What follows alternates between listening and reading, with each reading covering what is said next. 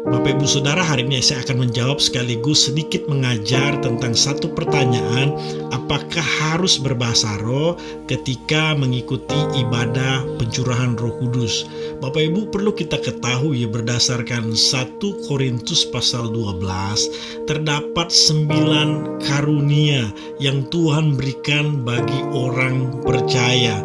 Karena itu sayang sekali kalau dalam ibadah pencurahan Roh Kudus ini yang kita kejar, yang kita minta hanya karunia bahasa roh. Ada karunia iman, karunia hikmat, berkata-kata dengan pengetahuan. Masih banyak lagi, ada 9 yang Tuhan sediakan bagi orang percaya.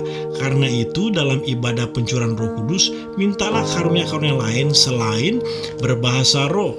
Memang benar karunia pertama yang diberikan pada saat hari raya Pentakosta adalah bahasa roh. Tapi perhatikan perjalanan jemaat para rasul setelah itu. Mereka tidak hanya menerima karunia bahasa roh saja, tapi karunia-karunia yang lain juga. Bahkan di satu ayat, setelah mereka menerima Roh Kudus, kepenuhan Roh Kudus, mereka dengan berani memberitakan Injil. Nah, Bapak Ibu, selain itu harus kita pertanyakan kembali, adakah ayat yang mengharuskan orang Kristen berbahasa roh? Kalau tidak ada kata harus, berarti tidak ada satu keharusan bagi orang Kristen berbahasa roh. Bukan tidak boleh berbahasa roh atau berbahasa roh itu tidak penting, tapi di dalam Alkitab tidak ada keharusan. Malahan Bapak Ibu, dalam 1 Korintus pasal 14 ayat 39-40, karena itu saudara-saudaraku, usahakan dirimu untuk memperoleh karunia untuk bernubuat, dan jangan melarang orang berkata-kata dalam bahasa roh.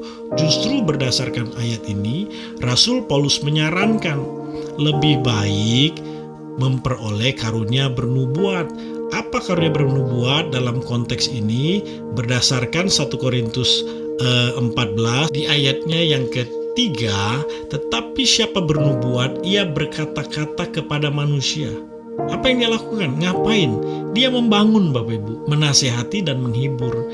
Jadi dari sekian karunia, Paulus menyarankan, apalagi dalam sebuah pertemuan jemaat ibadah di gereja, kalau konteks hari ini, yang ditekankan, yang diutamakan justru karunia bernubuat, saling menasehati, membangun, dan menghibur.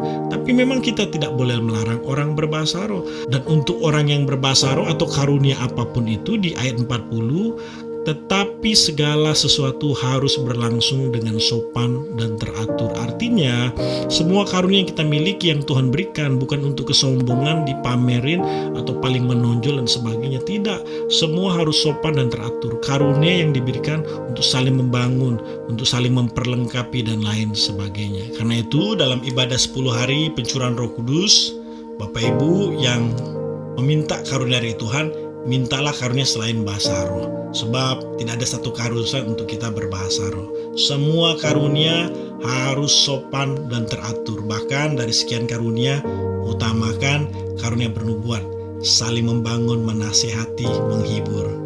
Salam Pentakosta, menyala, menyala, menyala. Tuhan Yesus mengasihi kita semua. Shalom.